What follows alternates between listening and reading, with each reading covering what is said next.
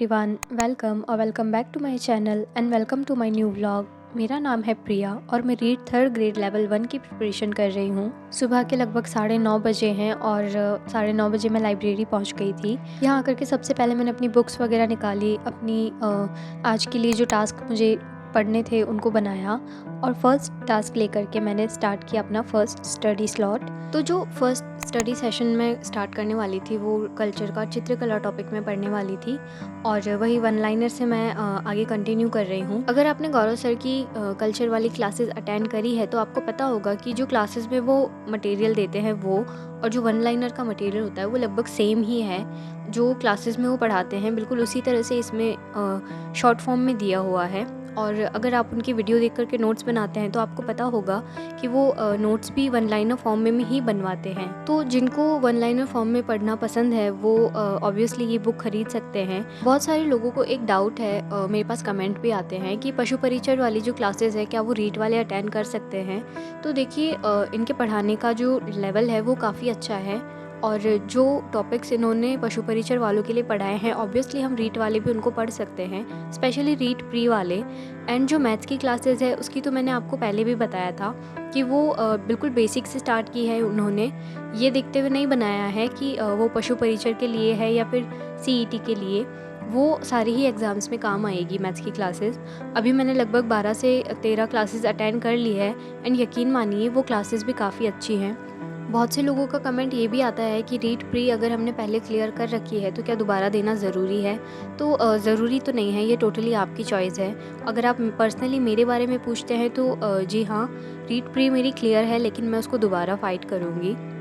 तो अभी मैंने यहाँ पर वन लाइनर से रिवीजन कर लिया था और अब ओपीडी पर जो इनकी क्लासेस आती है ऑब्जेक्टिव प्रश्न की, वो वाली मैं क्लास देख रही थी। ये लगभग 3 क्लासेस थी चित्रकला टॉपिक की और तीनों क्लासेस मैंने अटेंड करी थी। तो मेरा जो फर्स्ट सेशन था कल्चर का जीके रिवाइज़ करने का वो मेरा कंप्लीट हो चुका था। मैंने वन लाइनर से रिवाइज़ किया एंड उसके बाद में जो ऑब्जेक्टिव क्वेश्चंस आते हैं उनको सॉल्व भी किया एंड देखा भी कि किस टाइप के क्वेश्चंस बनते हैं। तो आज का जो फर्स्ट सेशन था वो तो कंप्लीट हो चुका था। अब बारी थी सेकंड सेशन की, तो इसमें मैंने इंग्लिश चूज़ की। ये थोड़ा कम टाइम टेकिंग था इसलिए मैंने इसको पहले ले लिया। तो इसमें मैं अभी टीचिंग मेथड्स पढ़ रही हूँ एंड फर्स्ट रैंक पब्लिकेशन की बुक से मैं अभी इसको पढ़ रही हूँ। इसके मैंने कोई नोट्स वगैरह नहीं बनाए हैं, एक बार मैं इनको पढ़ना चाहती हूँ एंड अच्छे से समझना चाहती हूँ। उसके बाद में जब दोबारा रिवाइज़ करूँगी तब मैं इसकी शॉर्ट नोट्स बना लूँगी अपने खुद के फॉर्म में। तो जो मैं टास्क बनाती हूँ ना उनको ऐसा नहीं है कि मुझे नंबर वाइज पढ़ना होता है। मैंने आपको पहले बताया था कि मैं मैथ्स पहले पढ़ती थी स्टार्टिंग में एंड अभी मेरा मन करता है कि मैं कल्चर पहले पढ़ लूँ, यानी कि जीके पहले कंप्लीट कर लूँ। और जो दिन वाला टाइम होता है जब थोड़ा सा आलस या फिर नींद फील होती है उस टाइम पर मैं मैथ्स की क्लासेस देख लेती हूँ, जिससे आलस भी दूर हो जाता है और नींद भी नहीं आती है।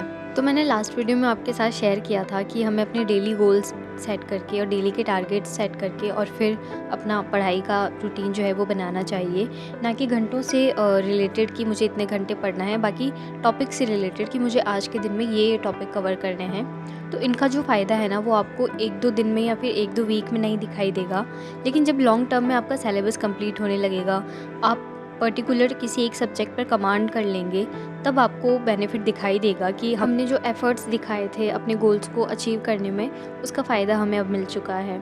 तो यहाँ पर मैंने लिया था लंच ब्रेक 15 मिनट्स का और यहाँ पर मैं कोई वीडियो देख रही थी 15 मिनट्स के ब्रेक के लिए।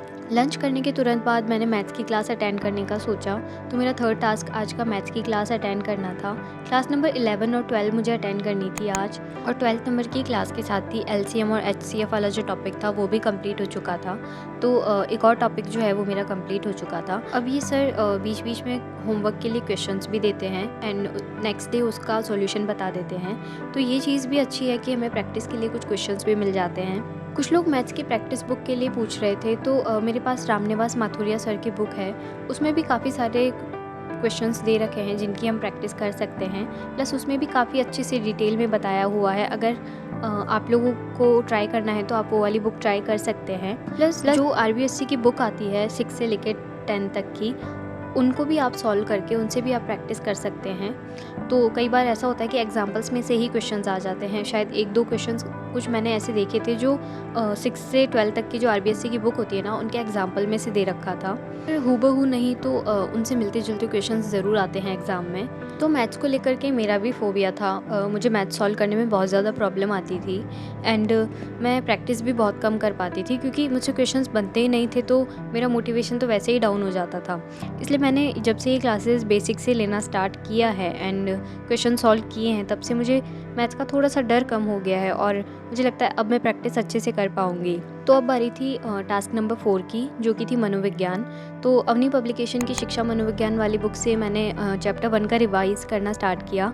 इसके मैंने चैप्टर 1 के नोट्स बनाए थे और अभी मैं इसको रिवाइज़ कर रही हूँ बुक से ही। जो भी कीवर्ड्स और हाइलाइटेड पॉइंट्स मैंने हाइलाइट किए थे, उन्हीं को मैं पढ़ रही हूँ एंड रिवाइज़ कर रही हूँ। अभी करंट टाइम में मैं एक दिन में 3 से 4 सब्जेक्ट पढ़ रही हूँ, लेकिन आने वाले दिनों में मैं अपना थोड़ा-सा शेड्यूल चेंज कर रही हूँ, इसलिए हो सकता है मैं एक दिन में सिर्फ 2 ही सब्जेक्ट को लेकर के चलूँ और अगर किसी दिन टॉपिक छोटा हुआ तो मैं उस दिन 2 टॉपिक पढ़ लूँगी उस सब्जेक्ट के, बट मैक्स टू मैक्स मैं 2 ही सब्जेक्ट लेकर के चलूँगी एक दिन में। इससे जो रिलेटेड डिटेल्स हैं वो मैं आपको अपनी आने वाली वीडियोज़ में शेयर कर दूँगी।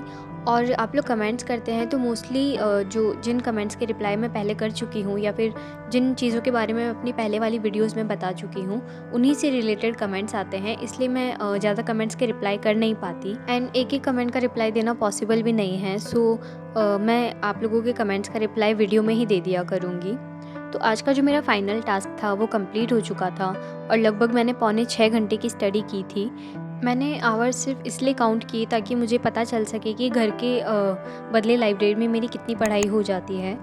तो लगभग पौने 5 बजे लाइब्रेरी से फ्री होकर के मैं घर चली गई थी। एंड आई होप आपको आज का व्लॉग भी पसंद आया होगा। अगर पसंद आया हो तो वीडियो को लाइक ज़रूर करना एंड कमेंट्स में अपने थॉट्स ज़रूर शेयर करना। Thank you so much for watching.